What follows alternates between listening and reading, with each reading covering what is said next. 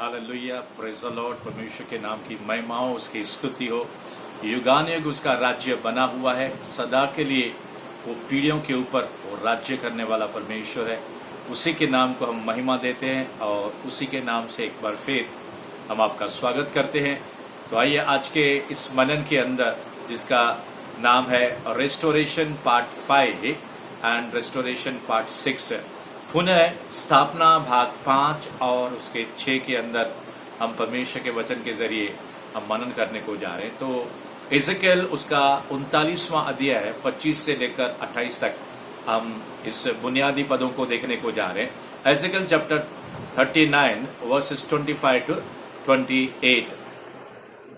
इसलिए परमेश्वर यहोवा यूं कहता है, अब मैं याकूब को बंदवाई से लौटा ले आऊंगा और इज़राइल के सारे घराने पर दया करूंगा और अपने पवित्र नाम के लिए मुझे जलन हुई। तब उस सारे विश्वासघात के कारण जो उन्होंने मेरे विरुद्ध किया, वे लज्जित होंगे और अपने देश में निडर रहेंगे और कोई उनको न डराएगा। जब मैं उनको जाति जाति के बीच से लौटा लाऊंगा और उन शत्रुओं के देशों से इकट्ठा करूंगा, तब बहुत जातियों की दृष्टि में उनके द्वारा पवित्र ठहरूंगा। 28वां वचन, तब वे जान लेंगे कि यहोवा हमारा परमेश्वर है, क्योंकि मैंने उनको जाति जाति में बंधुआ करके फिर उनके निज देश में इकट्ठा किया है। मैं उनमें से किसी को फिर परदेश में न छोड़ूंगा और उनसे अपने मुंह फिर कभी न मोड़ लूंगा, क्योंकि मैंने इज़राइल के घराने पर अपना आत्मा उंडेला है। परमेश्वर यहोवा की यही वाणी है। यहाँ पे एजेकियल 39वें अध्याय के अंदर 25 से लेकर 28 तक परमेश्वर अपने विश्वास योग्यता, परमेश्वर अपने प्यार के दरमियान अपनी खुद गवाही दे रहा है। और अगर बाइबल के इतिहास को देखेंगे, खास करके पुराने नियम को, तो कई ऐसे जगह पे हम आज के इस मनन में देखेंगे, कई ऐसे जगह पे परमेश्वर ने अपने लोगों से हमेशा जो वाचा बांधी थी उसको उसने कभी भी भूला नहीं और वो उसको हमेशा पूरा करता रहा। हालांकि इजरायली लोग, आज के आप और मैं जो आत्मिक इजरायली हैं, हम भी कई बार परमेश्वर के साथ अपने संबंध, अपने रिश्ते, उसके आज्ञा पालन, उसके व्यवस्था, उसके कायदे, उसके कानून में कई बार चूकते रहते हैं। मगर फिर भी परमेश्वर अपनी दया के कारण, अपनी करुणा के कारण, मध्यस्थ के प्रार्थना करने वाले लोगों के कारण, परमेश्वर का प्यार और दया और करुणा इंसान जात के लिए, खास करके उसकी जो निज प्रजा आप और मैं जो हूं, यानी कि हम विश्वासी लोग हैं, विशेष तौर से उसके लिए उसकी झलके पुराने नियम में हमें बहुत मिलती है। जैसे हम यहाँ पे 39वें अध्याय के अंदर पढ़ रहे हैं, God is a God of restoration. परमेश्वर पुनः स्थापना करने वाला परमेश्वर है। परमेश्वर अपने लोगों को कभी भी छोड़ नहीं देता है, कभी भी त्याग नहीं देता है। थोड़ी समय के लिए इंसान को लगता है कि यहोवा का, यीशुआ का, पिता का मेरी तरफ ध्यान नहीं है, उसने मुझे त्याग दिया, उसने मुझे छोड़ दिया है। शत्रु के हाथ में बीमारी, रोग, परेशानियां और ऐसे झंझटों के अंदर मैं जूझ रहा हूं। मगर हम यहां पे देखते हैं कि परमेश्वर जिसने इंसान को बनाया है और इज़राइल, याकूब, यहां पे हम देखते हैं यहूदा और इज़राइल दोनों को वो कहता है, मैं तुझे बंदवाई से लौटा ले आऊंगा अपने निज स्थान में। सियोन हो या फिर कनान देश हो या फिर परमेश्वर का भवन हो, मैं तुझे उस स्थान में उन अलग अलग जातियों से जिनके बीच में मैंने तुझे बंदवाई में भेजा था, मैं तुझे वापस लेकर आऊंगा। I will bring you back and restore you, और मैं फिर से उठाकर तुझे बनाऊंगा नए रीति से। तो परमेश्वर के लोगों, आइए हम थोड़ा इसके अंदर थोड़ी गहराई में आज हम लोग जाएंगे। ये अगर हम भजन संहिता उसका 80 अध्याय है और उसका 3 और 19, साम चैप्टर 80 वर्सेस 3 एंड 19, अगर हम उसको भी देखेंगे तो वहां पे आसाफ जो है भजनकार, उस गीत को रखने वाला, आराधना के गीत को वो लिखने वाला आसाफ कहता है कि हे परमेश्वर, हे सेनाओं के यहोवा, तू अपने मुख का प्रकाश मुझ पर चमका, ताकि मेरा उद्धार हो जाए, ताकि मैं ज्यों का त्यों हो जाए। Lord, let your countenance, the glorious countenance, shine on me, so that I should be restored. मैं ज्यों का त्यों हो जाऊं, तेरे मुख का प्रकाश। अगर हम अंधकार के राज्य की बात कहें तो हमसे ये परा नहीं है कि जादू, टोना, गाली गलौच, झगड़ा, पाप, गुनाह, अपराध, तरह तरह के करप्शन, व्यभिचार, दूसरों की प्रचार करना, बदनामी करना, बुड़बुड़ाना, कंप्लेन करना, शिकायत करना, और लोभी, लालची, बहुत सी ऐसी सूची बड़ी है, सब अंधकार है। मगर जब परमेश्वर का प्रकाश आप पर और मुझ पर, हम पर, जब परमेश्वर का काउंटेनेंस, उसका चेहरा, उसकी रौनक, उसकी ज्योति आपके चेहरे के ऊपर, मेरे चेहरे के ऊपर सूरज के किरणों के समान जब अब झलकती है, तो हम उजले हो जाते हैं, हम पहले जैसे नहीं रहते हैं। इसीलिए भजनकार यहां पे कहता है कि Lord restore unto me through your countenance, अपने मुख के प्रकाश के जरिए। परमेश्वर के लोगों, जब यीशु मसीह ने जक्कई को देखा और जक्कई ने यीशु को देखा, तो मुझे लगता है यीशु के चेहरे से रौनक, उजाला, प्रकाश, ज्योति, आत्मिक परमेश्वर की आशीषें उसके चेहरे के अंदर, उसके जिस्म, जान और आत्मा में पहुंच के उसका काया पलट हो गया, पूरी रीति से बदली हो गया। उसने कहा, प्रभु यीशु, जब वो भोजन के लिए यीशु को अपने घर में लेकर आया, क्योंकि यीशु ने खुद कहा था, मैं आज तेरे घर में आने वाला हूं, और जैसे उस घर के अंदर गया तो प्रभु का चेहरा, प्रभु का तेज, परमेश्वर का अनॉइंटिंग, प्रभु की उपस्थिति यीशु की उस जगह पर इस रीति से हावी हो गया, अंधकार के ऊपर, मृत्यु के ऊपर। जैसे परमेश्वर की आत्मा ने जय पाई, उसी तरह विकारों, बुराइयों, जो लोभीपन, लालचीपन जो इसके अंदर था, जक्कई के अंदर, प्रभु यीशु मसीह के ज्योति के जरिए वो उड़ विपातन, यानी कि आसमान के अंदर वो उड़ गया। वो दुष्ट अशुद्ध आत्माएं, वो पुराना स्वभाव, गंदा स्वभाव, कचरा, दुष्ट अशुद्ध आत्माओं से ऑपरेस ऑफ पोजीशन जीवन मानो एक तरह से साफ होने लगा, और वो कहने लगा कि प्रभु यीशु, जिसको मैंने गलत रीति से पैसा ले लिया है, मैं उसको एक के बदले 4 गुना वापस करता हूं, और अपनी आधी संपत्ति, इतना रुपया पैसा उसने ऑक्ट्रा के जरिए, टैक्स के जरिए, कर वसूल करने के जरिए, गलत रीति से जो भी इकट्ठा किया था या गलत ढंग से कमाया था, वो कहता है मैं आधी संपत्ति ही गरीबों में, कंगालों में बांट देता हूं। जब परमेश्वर का प्रकाश आया, मैं कहना चाहता हूं परमेश्वर के लोगों, जब परमेश्वर के रेस्टोरेशन का प्रकाश, परमेश्वर के पुनः स्थापना करने की ज्योति आपके हृदय में चमकने लगेगी, विकार, पाप, गुनाह, अपराध, बुरा मानना वगैरह वगैरह ऐसे खत्म हो जाएंगे कि आप नए बन जाओगे। परमेश्वर के लोगों, हम देखते हैं दूसरा इतिहास, उसका अगर 7वां अध्याय, विशेष तौर से हम 11 से लेकर 15 के आगे तक देखेंगे, 2 Chronicle chapter 2 verses 11 onwards and from to the 15 verse onwards, 15 के बाद भी जब हम लोग देखेंगे वहां पे, तो वहां पे इस प्रकार से जिक्र है, सुलेमान ने अपना भवन यानी कि राजभवन और यहोवा का भवन अपने मनोरथ के अनुसार जो उसके जी में था, उसने सब उसको बना के क्या किया, पूरा किया। रात के समय यहोवा परमेश्वर उसको दर्शन देता है और उससे कहता है, हे सुलेमान, मैंने तेरी प्रार्थनाओं को सुना है। मगर यहां पे परमेश्वर एक विशेष बात उससे कहता है रिस्टोरेशन के बारे में, क्योंकि परमेश्वर को पता था कि ये जो यहूदी लोग हैं, इजरायली लोग हैं, थोड़ी समय के लिए होसाना, थोड़ी समय के लिए हालेलुया, थोड़ी समय के लिए प्रेज़ द लॉर्ड, आज के विश्वासियों के समान वैसे ही वो लोग थे। कुछ समय होता था सब वाह और तारीफ यहोवा की करते थे, मगर थोड़े समय के बाद यहोवा के विधियों को, यहोवा के नियमों को, उसके आज्ञा का उल्लंघन वो बारंबार करते थे।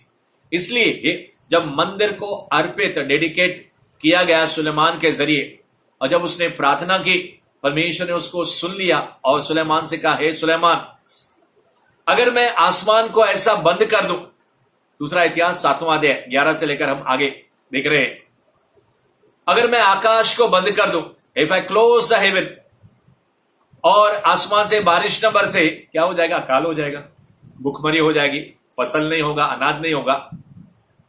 और फिर बाद में परमेश्वर कहते हैं, अगर मैं टिड्डियों को, दुष्ट अशुद्ध आत्माओं को भेजूं, यानी कि मैं उनको अनुमति दूं तुम्हारे पाप और गुनाह और तुम्हारे श्रापों के कारण तुम्हारे जीवन में अटैक और आक्रमण करने के लिए।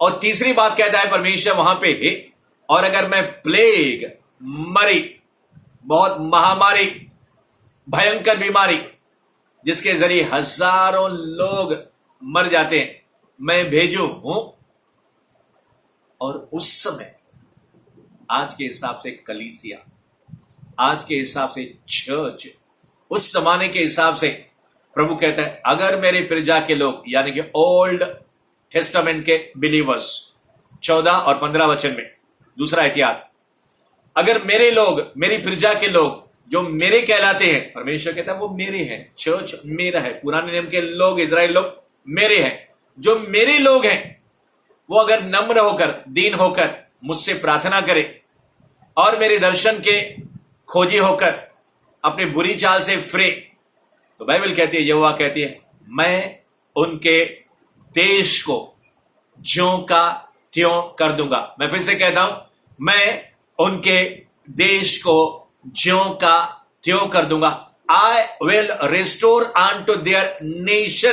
प्रभु कहता है, मैं उसके देश को फिर से, एक व्यक्ति को नहीं, एक इंडिविजुअल को नहीं, एक नगर को नहीं, पूरे यरूशलेम को, पूरे इजराइल को, पूरे यहूदा प्रदेश को, पूरे हमारे भारत देश को। अगर भारत के लोग आज के समय भी, कोरोना के समय भी, चर्च, अगर आप और मैं, सारे विश्वासी लोग अपने स्टैंड को ले ले, नम्र और दीन होकर, उसके दर्शन के खोजी बनकर, पश्चाताप के अंदर अपने देश में किए गए पापों और गुनाहों के कारण अगर हम यहोवा को, अपने पिता को, प्रभु यीशु के नाम में पवित्र आत्मा के सामर्थ के जरिए दुआ करेंगे, प्रार्थना करेंगे, तो परमेश्वर कहता है, मैं तुम्हारे भारत देश को, हिंदुस्तान को, इंडिया को मैं हील कर दूंगा। I will heal your land. ये कोरोना, ये महामारी, ये प्लेग, ये टिड्डियां, और जो आसमान से परमेश्वर ने अगर बारिश, आशीष की बारिश बंद कर दी, तो प्रभु कहता है, मैं तुम्हारी प्रार्थना को सुनूंगा। और यहां पे परमेश्वर कहता है इसी दाऊद के बेटे सुलेमान से कि सुलेमान, अगर तुम मेरी विधियों, मेरे नियमों का, मेरे आज्ञा का पालन करते रहोगे, तो न सिर्फ तुम और तुम्हारे बाद आने वाली पीढ़ियां इस इजराइल की गद्दी पर हमेशा के लिए इस स्थिर रीति से राज्य करेंगे। यानी कि अगर आप ये चाहते हैं कि आप और मैं यहोवा की, यीशुआ की, पिता की, पवित्र आत्मा की मिनिस्ट्री को अपने जरिए और अपने आत्मिक और शारीरिक परिवार के जरिए हम परमेश्वर के राज्य को आगे बढ़ाते जाएं, तो परमेश्वर का अनॉइंटिंग, परमेश्वर का आशीर्वाद, परमेश्वर का रेस्टोरेशन अभी और इसी समय आपके जीवनों में, चर्चेस में, लीडर्स में, एल्डर्स में, मिनिस्टर्स में, एनी फाइवफोल्ड मिनिस्टर, उनके जीवन के अंदर उंडेल आ जाएगा। यह परमेश्वर का वादा है।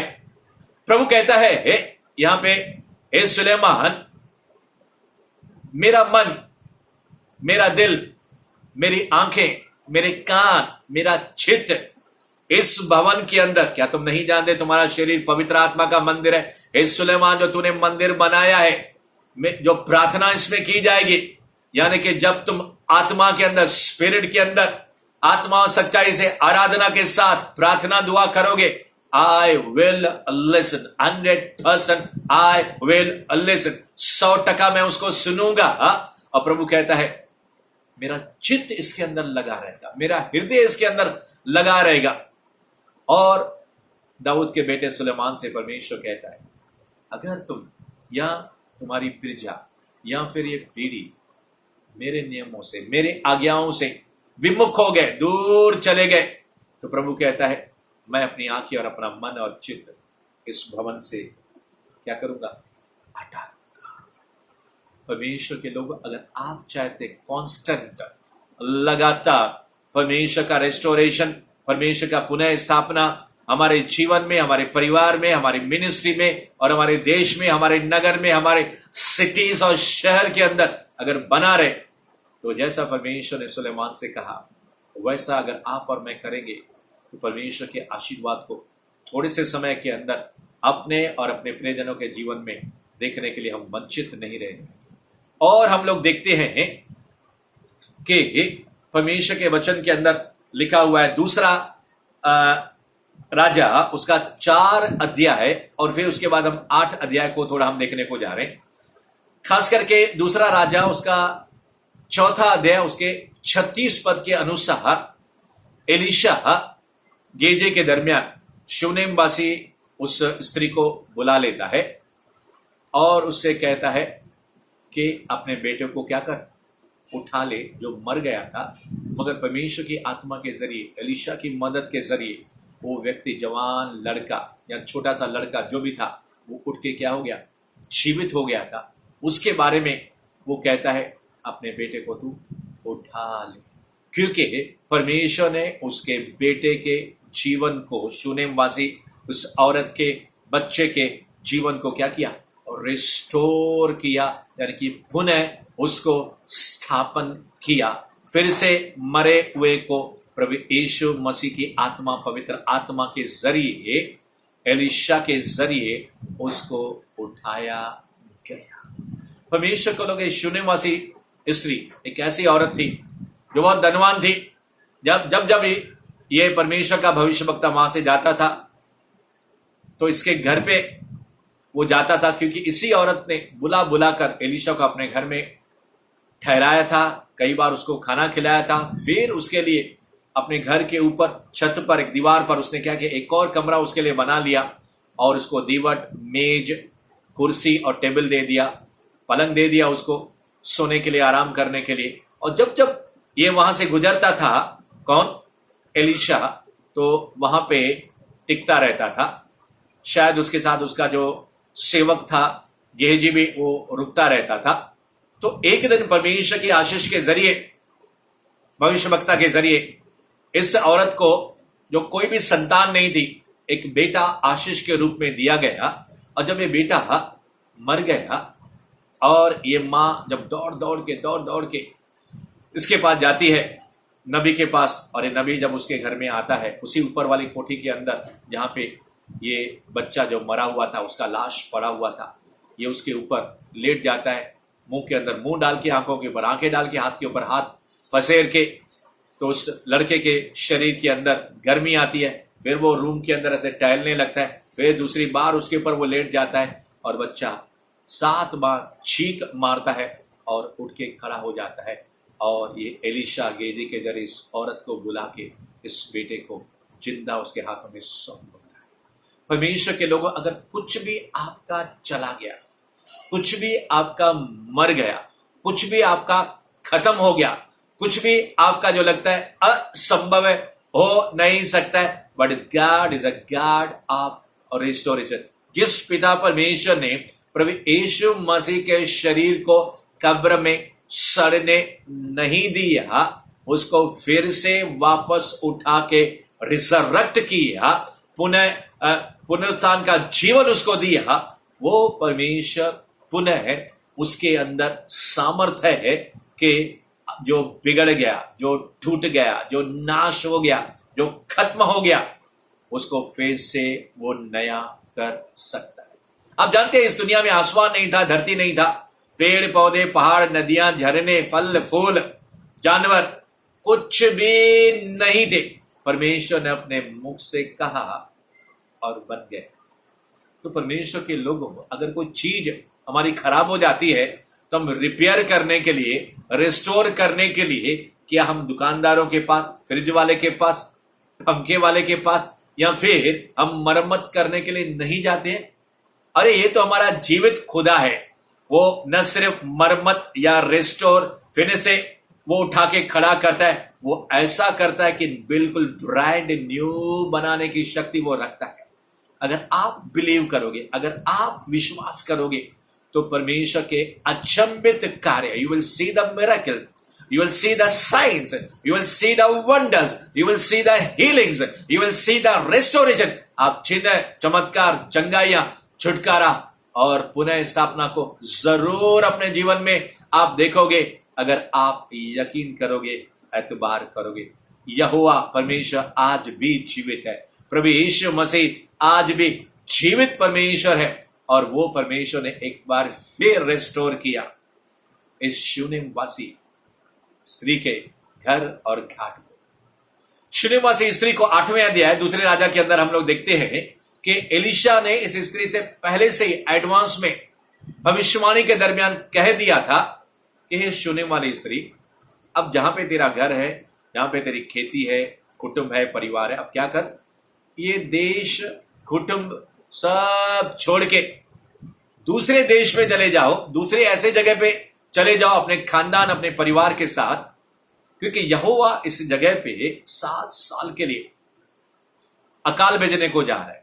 बारिश होगी नहीं, अनाज होगा नहीं, और तू भूखी मरे या तकलीफ हो तुझे और तेरे घराने को। इससे अच्छा है कि तुम दूसरे देश में या कहीं दूसरी जगह चले जाओ जहां पे तुझे गुजारा मिले। तो बाइबल कहती है ये स्त्री अपने पूरे खानदान, अपने बेटे, अपने पति और पूरे अपने क्लैन को लेकर चली गई 7 साल तक पलिस्तियों के देश में। और जैसे ही इजराइल के अंदर, यरूशलेम के अंदर यह काल जब समाप्त हो गया, ये लौट के आ गई। जब लौट के आ गई तो इसका घर भी चला गया, और इसकी जो खेत और इसका जो कुछ भी जमीन जायदाद था सब कुछ चला गया, लोगों ने ले लिए। और ये रो रो के राजा के पास दुहाई देने के लिए, कंप्लेन और शिकायत देने के लिए राजा के पास आई कि मेरा घर चला गया, मेरा खेत चला गया, मेरी जमीन जायदाद चली गई। और उसी समय एलिशा का जो सेवक था जिसका नाम गेजी है, वो उसी समय वहां पे मौजूद था, और इस औरत से, शूनेमासी औरत के आने से पहले राजा से कह रहा था कि एलिशा ने एक मुर्दे को जिलाया था, और वो एक शूने वाली स्त्री थी। जैसे वो कह रहा था उसी समय ये औरत आती है, और उसी समय ये गेजी कहता है राजा ये वही औरत है, और ये अपने बेटे को भी साथ में लेकर आए, ये वही बेटा है जो मर गया था, वो जीवित हो गया। और ये सुनने वाली स्त्री राजा के कहने पर पूरी कहानी उसको बता देती है कि कैसा उसको बेटा मिला यहोवा की आशीष के जरिए, एलिशा के जरिए, और जब वो मर गया तो कैसे परमेश्वर ने उसके बेटे को रिस्टोर किया, पुनः स्थापित किया। तो राजा ये कहानी को सुन के चौंक जाता है और उसको कहता है, ए सुनने वाली स्त्री, जो भी तेरा घर है, जो भी तेरी खेती है, तेरा जो खलिहान है या जमीन है, जायदाद है, जो कुछ भी चला गया, और यहां तक कि 7 साल के लिए जो तेरे खेत में जो अनाज उगे उसका पैसा भी फुल स्विंग में, होलसेल में तुम्हें वापस दिया जाता है। और राजा ये आज्ञा निकालता है। आज राजाओं के राजा की आज्ञा निकल चुकी है कि मेरे बेटे डर मत, मेरी बेटी चिंता मत कर, क्योंकि परमेश्वर की करुणा, परमेश्वर की बड़ी दया, उसका फजल तुम पर आया है। मुझे ये बाया है कि मैं तुझे रिस्टोर करूं, मैं तुझे पुनः स्थापन करूं। बाइबल के अंदर योएल, अगर उसके दूसरे अध्याय से अगर हम देखेंगे, खास करके 18 पद से लेकर हम 27 तक वहां पे देखेंगे, तो परमेश्वर कहता है, जैसे हमने 39वें अध्याय एजेकियल के अंदर 25 से लेकर 28 वचन तक हमने शुरू के अंदर देखा, वैसे ही परमेश्वर कहता है मैं जलन रखने वाला परमेश्वर हूं। परमेश्वर को बड़ी जलन हुई, परमेश्वर को बहुत दया आ गई कि जब परमेश्वर अपने लोगों को अपनी पीड़ा, तकलीफ, परेशानी, क्या रोमियो 5:5 के अंदर, 5, 6 और 7 के अंदर नहीं लिखा है कि जब हम पापी थे, गुनहगारी थे, तब परमेश्वर का रिवेलेशन प्रकटीकरण के अनुसार, रोमी 5 के अंदर ऐसा लिखा नहीं, मगर रिवेलेशन प्रकटीकरण के अनुसार मैं आपसे कहने को जा रहा हूं, परमेश्वर की दया आई, परमेश्वर का करुणा आया, परमेश्वर का रेस्टोरेशन आया, और प्रभु यीशु मसीह सारे जगत के लिए उसने क्रूस के ऊपर अपने जान को निछावर कर दिया। बाइबल कहती है जब हम पापी थे, गुनहगारी थे, तब परमेश्वर ने हम पर इतना प्रेम और दया और करुणा दिखाई। क्या वो परमेश्वर बदलता है? बिल्कुल नहीं। जैसे हमने दूसरा इतिहास 7वें अध्याय के जरिए देख लिया, जब आप और मैं उसको आवाज देंगे, वो प्रभु हमारी क्या करेगा? सुनेगा। यहां पे भी जोएल उसका दूसरा अध्याय 18 वचन से लेकर 27 वचन तक वो कहता है कि मैं तुम्हें फिर से रिस्टोर करूंगा, तुम्हारी नामधराई नहीं होगी, तुम्हारी बेइज्जती नहीं होगी, तुम्हारी आशा फिर से न टूटेगी। मैं क्या करूंगा? उत्तर दिशा जो सेना तेरा पीछा कर रही है या तुझ पर जो हमला करने के बारे में, शैतानी शक्तियां आक्रमण करने के बारे में, तुझे बर्बाद करने के बारे में, या चोरी करने के बारे में, नाश करने के बारे में, घात करने के बारे में, तेरा चुराने के बारे में, तेरा स्वास्थ्य, तेरा धन, तेरी उपज, तेरी फसल छठ करने के बारे में जो विचार कर रहा है, प्रभु कहता है मैं उत्तर दिशा से ही ये जो तेरा पीछा करने के लिए वो जो सेना आई उसको दो भाग कर दूंगा। एक पूरब की तरफ वो ताल की तरफ चला जाएगा और दूसरा भाग जो पीछे का जो भाग रहेगा पश्चिम के समुद्र की तरफ चला जाएगा। और परमेश्वर के उनके पाप इतने गंदे हैं कि शायद परमेश्वर की आत्मा के अनुसार ऐसा व्यतीत होता है कि परमेश्वर उनको उस मरुभूमि के अंदर ही, सूखे स्थानों के अंदर ही मार डालेगा, ऐसा कुछ समझ में आता है। मगर परमेश्वर अपने प्रजा से कहता है कि मेरे बच्चों, मैं तुम पर पहली बारिश और बाद की बारिश भी, former rains and the latter rains, दोनों प्रकार की बारिश, जब बारिश आती है शुरू में और बारिश जाती है लास्ट में, तो दोनों बारिश भी और बीच में भी तेरी हरियाली करने के लिए मैं तुझे बारिश, आशीष की बारिश बेचूंगा। उस समय तुम जैतून का तेल, यहां तक के दाखमधु, नए दाखमधु, और यहां तक के जो तुम्हारे जो खलिहान है, जो खेत है, वो अन्न से भरे जाएंगे और लहराएंगे। जंगल के अंदर पशुओं के लिए, जानवरों के लिए चारा मिलेगा।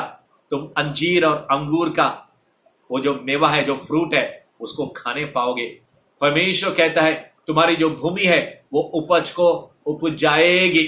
और परमेश्वर वहां से कहता है अरबे नामक, येलेक नामक, हासिल नामक और गाजाम नामक टिड्डियां, यानी कि दुष्ट आत्माएं, जिनको परमेश्वर के इजाजत के जरिए मेरे लोगों के नाश के लिए भेजा जाता था, तो परमेश्वर कहता है जो भी तुम्हारी हानि हुई है उसकी हानि मैं क्या करूंगा?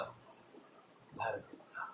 कई बार परमेश्वर के लोग इस बात को समझ नहीं पाते हैं कि जब आप और मैं या विश्वासी लोग या फिर दुनिया के लोग परमेश्वर के कायदे, कानून, उसके व्यवस्था, उसके वचनों से बहुत दूर चले जाते हैं, पाप और गुनाह के अंदर जीवन बिताने लगते हैं, तो परमेश्वर उन सारे लोगों को अपनी तरफ लेने के लिए, बाइबल में तो कई बार ये इतिहास बन चुका है, पुराने नियम में, यहां पे भी परमेश्वर कहता है वो टिड्डियां जिसको मैंने ही भेजा था, यानी कि मैंने ही जो परमिशन दी थी शैतान को तुम्हारा नुकसान करने के लिए, मैं उसकी हानि भर दूंगा। यानी कि आई will restore unto you all the losses। जो भी हमारा चला गया, नुकसान हो गया, खत्म हो गया या फिर नष्ट हो गया, हमको लगता होगा अब ये कुछ होने वाला नहीं है, और आज यहोवा का आत्मा, रेस्टोरेशन का आत्मा, जो कभी झूठ नहीं बोलता, वो आपसे कहता है मैं तुम्हारे सारे बिल्स को पे कर दूंगा, मैं तुम्हारी सारी हानि को क्या करूंगा? भर दूंगा। क्योंकि परमेश्वर की दया, परमेश्वर की करुणा, बाइबल के अंदर लिखा है उसकी करुणा सदा की है, उसकी करुणा महान है, मगर बिशर्ते, शर्त यह है जब आप और मैं, हम सब मिलके उस परमेश्वर को जब आवाज लगाते हैं, हे दाऊद की संतान, उस अंधे भिखारी बर्तिमाई के समान मुझ पर दया कर, तो परमेश्वर की दया आपके पास और मेरे पास आएगी और परमेश्वर के लोगों फिर से वो रिस्टोर कर देगा। परमेश्वर का वादा है वहां पे कि मैं तुम्हें तृप्त करूंगा, तुम पेट भर के खाओगे और फिर तुम्हारी नामधराई न होगी, निंदा नहीं होगी और तुम लज्जित न होगी। परमेश्वर के लोगों, प्रभु के वादों के ऊपर भरोसा करो। यहोवा आ रहा है, यीशु आ रहा है, पवित्र आत्मा का सामर्थ आपके ऊपर इसी समय उंडेला जा रहा है। सब कुछ परमेश्वर फिर से वापस बना रहा है। Believe and receive the blessing. परमेश्वर के लोगों, प्रभु के प्रजा, उसके चुने हुए दास दासियां, उसके बेटे और बेटी, उसके लिए परिश्रम करने वालों, उसकी स्तुति और आराधना करने वालों, परमेश्वर की आवाज हमारे कानों में उसके 29वां अध्याय यिर्मयाह उसके 10 से लेकर 14 तक हमारे कानों में गूंज रही है। हे बेबीलोन, मैं तेरी सुधि लेने के लिए आ रहा हूं। हे बेबीलोन के अंदर मेरी प्रजा। अगर हम इसकी कहानी को हम जानेंगे, बेबीलोन का राजा कौन था? नबूकदनेस्सर, खास करके वो। और उस नबूकदनेस्सर ने और कई ऐसे राजाओं ने यरूशलेम पर, यहूदा पर कई मर्तबा चढ़ाई की। उस देश के अंदर उसके नगरों को जला दिया, लोगों को लूट लिया, कई लोगों को मार डाला और कई लोगों को बंदवाई यानी कि कैद करके बंधन में डाल के अपने देश में बेबीलोन में वो लेकर गया। और परमेश्वर कहता है यहां पे, मैं तुमको बंदवाई से लौटा ले आऊंगा। 10 से लेकर 14 वचन तक परमेश्वर कहता है अपने इन वचनों के अंदर कि हे मेरी प्रजा, हे मेरे लोग, कि तुम पाप के कारण, गुनाह के कारण मैंने तुमको शत्रुओं के वश में कर दिया था, मगर तुम लोगों ने दुहाई दी है। जैसे 400 450 साल और एक जगह लिखा है 430 साल, जब ये इजरायली लोग मिस्र के अंदर गुलामी में थे, रो रो कर परमेश्वर को दुहाई देते थे, प्रार्थना करते कि परमेश्वर ये फिरौन के गुलामी से, बंधनों से हमें छुड़ा। और परमेश्वर ने एक मसीहा के रूप में मूसा उनके पास भेजा। मगर यहां पे परमेश्वर कहता है, हे बेबीलोन के अंदर मेरी प्रजा के लोगों, मैं तुम्हारी सुधि लेने को जा रहा हूं। और मैं क्या करूंगा? मैं उन देशों के अंदर जहां पे तुम गुलाम हो, उनके पिंजरों से, उनके जकड़ों से, उनके बंधनों से, स्पिरिचुअल केजेस से, आत्मिक बंधन, बेड़ियां, जंजीरें, पिंजरे, कैद, बाइबल के अंदर लिखा है कि शैतान हमें फंदे में फंसाता है, जाल में वो फंसा लेता है। मगर बाइबल के अंदर लिखा है फिर उसने 6वां अध्याय के अंदर, हमारे पास वो सामर्थी हथियार हैं जो गढ़ों को क्या करते हैं? तोड़ देते हैं, नाश कर देते हैं। अगर हम सर के ऊपर उद्धार का टोप, पैरों के अंदर सुसमाचार के जूते, सही लोगों को सुसमाचार का संदेश हम सुनाते रहते हैं, यूट्यूब के जरिए, व्हाट्सएप के जरिए, फेसबुक के जरिए, पर्सनल, व्यक्तिगत, या किसी को पर्चा देने के जरिए, क्रिसमस और ईस्टर, और फिर कई रेगुलर सभाओं के अंदर, रोजमर्रा के आत्मिक सभाओं के अंदर जब हम लोगों को लेकर आते हैं या फोन पर उनके लिए प्रार्थना करते हैं, किसी को सलाह मशवरा दे दे, यानी कि उसके किंगडम और उसके राज्य के लिए जब आप और मैं बढ़ने लगते हैं, तो परमेश्वर